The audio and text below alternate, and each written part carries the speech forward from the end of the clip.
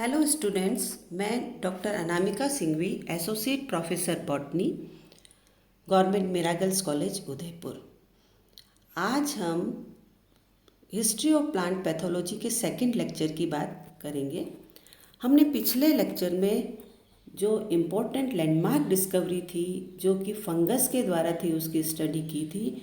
उसके important scientist जिन्होंने अलग अलग समय पर अलग अलग रिवोल्यूशनरी डिस्कवरी की, जो आज हमारे बहुत काम आती है, जिनमें Antonio Micheli, role of de Bary, role of Alexander Fleming, Butler, Millardet, इन सब की डिस्कवरी हम अच्छी तरह से जानते हैं। अब हम देख रहे हैं कि बैक्टीरिया से कोज होने वाले disease, virus, viroids, phytoplasma and spiroplasma के साथ में।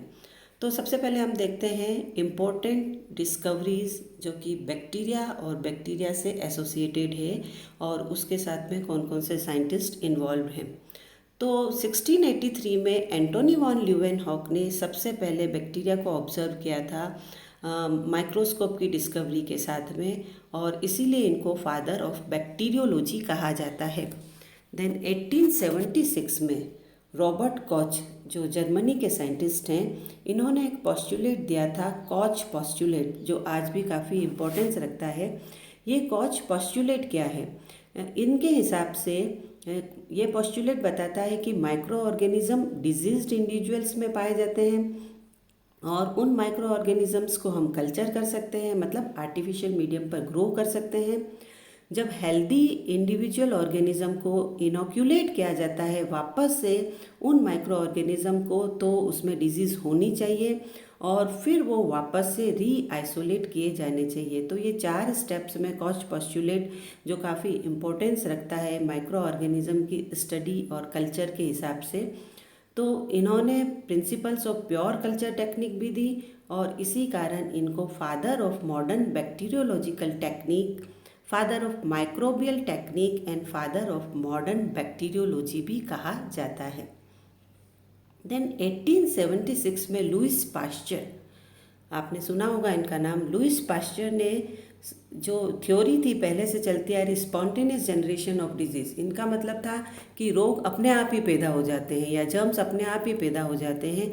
इस थ्योरी को इन्होंने डिस्प्रूव किया, इन्होंने नकारा, इन्होंने मना किया और इन्होंने जर्म थ्योरी दी डिजीज़ के से रिलेशन में। उन्होंने बताया कि माइक्रो ऑर्गेनिज़म, जिसको कि पैथोजन या जर्म्स कहते हैं, इनके द्वारा डिजीज़ होती है और ये माइक्रो ऑर्गेनिज़म हमेशा प्री एग्जिस्टिंग ऑर्गेनिज़म से अराइज होते हैं और इन्होंने इसीलिए इनको फादर ऑफ मॉडर्न बैक्टीरियोलॉजी या फाउंडर ऑफ माइक्रोबायोलॉजी कहा जाता है। देन 1882 में टी.जे.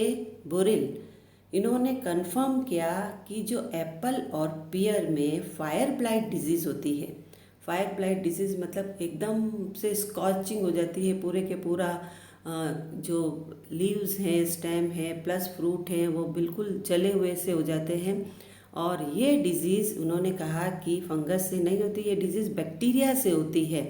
और जो बैक्टीरिया है इरविनिया एमाइलोवोरा, इससे ये डिज़ीज़ होती है और ये फर्स्ट डिज़ीज़ प्लांट में जो सबसे पहले बैक्टीरिया से कोज होने वाली डिज़ीज़, जो कि टी.जे. ब्यूरिल ने डिमॉन्स्ट्रेट की थी और इस वजह से उनको फाउंडर ऑफ फाइटोबैक्टीरियोलॉजी कहा जाता है। देन एक लंबा 1901 से 1920, 1901 टू 20 तक ई स्मिथ यूएसए के हैं, इन्होंने फाइनल प्रूफ दिया, मतलब एक्सपेरिमेंट्स री एक्सपेरिमेंट्स करके क्रॉस कंफर्म करके बताया कि बैक्टीरिया डिजीज़ कोज करते हैं प्लांट्स में और इस कारण से इनको फादर ऑफ फाइटोबैक्टीरियोलॉजी कहा जाता है। देखिए, ब्यूरिल को फाउंडर ऑफ फाइटोबैक्टीरियोलॉजी कहा जाता है और इनको फादर ऑफ फाइटो, क्योंकि उन्होंने एक्सपेरिमेंटली प्रूव किया इस चीज़ को कि bacteria are the disease causing organism, तो इनको फादर ऑफ फाइटोबैक्टीरियोलॉजी कहा जाता है। देन एक बहुत इंपॉर्टेंट डिस्कवरी की है 1952 में एस.ए. वैक्समैन ने, और इन्होंने डिस्कवरी की है स्ट्रेप्टोमाइसिन की। स्ट्रेप्टोमाइसिन एक एंटीबायोटिक है और ये antibiotic soil actinomycetes Streptomyces gracious से बनता है या निकलता है, और इस वजह से इनको फादर ऑफ सॉइल माइक्रोबायोलॉजी और फादर ऑफ एंटीबायोटिक्स कहा जाता है। और इसी वजह से इनको नोबेल प्राइज़ भी मिला इस इम्पोर्टेंट डिस्कवरी के लिए। तो हमने देखा कि दो इम्पोर्टेंट एंटीबायोटिक की डिस्कवरी हुई है। पहले 1928 में फंगस से उसमें अलेक्जेंडर फ्लेमिंग ने पेनिसिलियम नोटेटम फंगस से पेनिसिलिन एंटीबायोटिक की खोज की, और उसके बाद 1952 में स्ट्रेप्टोमाइसिन की खोज की। ये एक बैक्टीरिया से कोज होने वाली डिजीज़ है, वो फंगस से कोज होने वाली डिजीज़ थी। देन फाइटोप्लाज्मा से, हम माइकोप्लाज्मा का नाम यहाँ नहीं ले रहे हैं क्योंकि प्लांट में डिजीज़ कोज करने वाले ऑर्गेनिज्म को अब नाम फाइटोप्लाज्मा दे दिया गया है। तो फाइटोप्लाज्मा से कोज होने वाली कुछ इम्पोर्टेंट डिजीजेस है। 1967 में Doi et al and Ishii et al, et al मतलब कोवर्कर्स, ये जापानीज साइंटिस्ट हैं। इन्होंने देखा कि माइकोप्लाज्मा लाइक ऑर्गेनिज्म जो रेस्पॉन्सिबल है येलो टाइप ऑफ डिजीज़ के लिए। तो माइकोप्लाज्मा लाइक ऑर्गेनिज्म, या अब हम उसको एमएलओ की बजाय फाइटोप्लाज्मा कहते हैं, ये येलो या पीलेपन के लिए रेस्पॉन्सिबल है। ये फाइटोप्लाज्मा की डिजीज़ है जो कि 1967 में Doi et al and Ishii et al ने डिस्कवर की थी। डॉय ने ऑब्जर्व किया कि MLOs are constantly present in phloem. ये फ्लोएम या वेस्कुलर टिश्यू के थ्रू ग्रो करते हैं या ट्रांसफ़र होते हैं, जबकि इशी ने ऑब्जर्व किया कि ये टेम्पररीली डिसअपियर हो जाते हैं when the plants are treated with tetracycline antibiotic. बहुत इंपॉर्टेंट डिस्कवरी है ये, फाइटोप्लाज्मा की डिस्कवरी है जिसको टेट्रासाइक्लिन एंटीबायोटिक से अगर ट्रीट किया जाए तो वो डिसअपियर हो जाते हैं। और इस डिस्कवरी ने फाइटोप्लाज्मा जो कि डिजीज़ कोज करता है प्लांट्स में, इसको एक नई दिशा दी। देन स्पाइरोप्लाज्मा, स्पाइरोप्लाज्मा क्या है?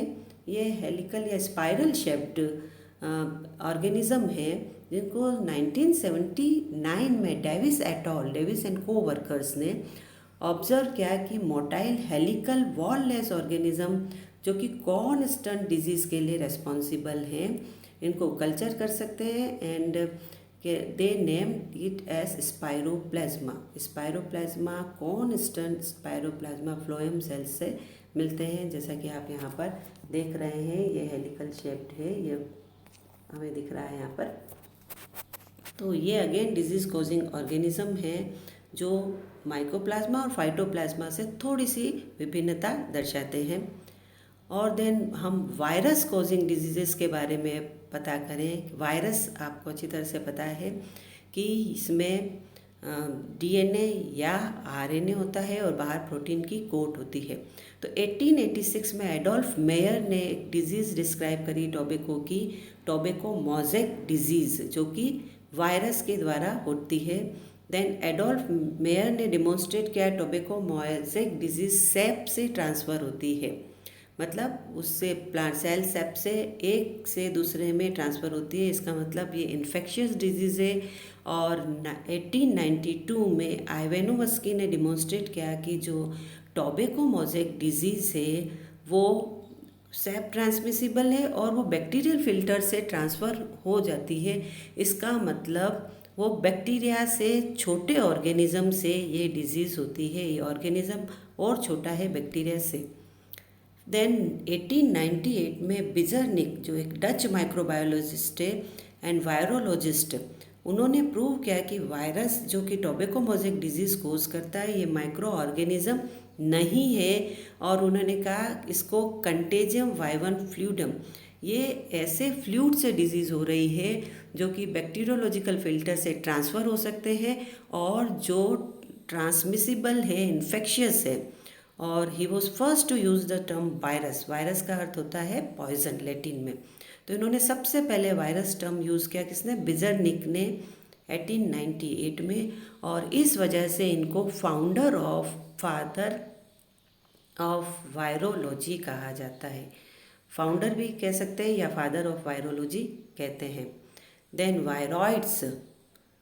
वायरॉइड्स क्या है? वायरॉइड्स सिर्फ आरएनए पार्टिकल्स हैं, इन्फेक्शियस आरएनए पार्टिकल्स हैं जिनके चारों तरफ प्रोटीन की कोट नहीं होती है।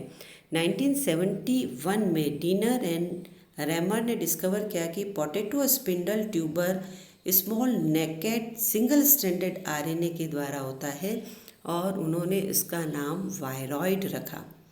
देन निमेटोड से भी डिजीजेस होती है प्लांट्स में। तो 1973 में निडहैम ने फर्स्ट टाइम रिपोर्ट किया कि वीट गॉल डिजीज़ जो है, वीट्स में गॉल्स बन जाते हैं, ये डिजीज़ निमेटोड्स के द्वारा होती है और इस वजह से इनको फादर ऑफ निमेटोलॉजी कहा जाता है। तो इस तरह से हमने डिजीजेस देखी है। किस किस के द्वारा? Diseases caused by fungus, diseases caused by bacteria, virus, viroid, phytoplasma, spiroplasma. ये इम्पोर्टेंट लैंडमार्क डिस्कवरीज है जिन्होंने इतिहास में कहीं ना कहीं फाउंडर या फाउंडेशन रखी और इस वजह से वो सारे scientist father of that particular field कहलाए जाते हैं। Thank you.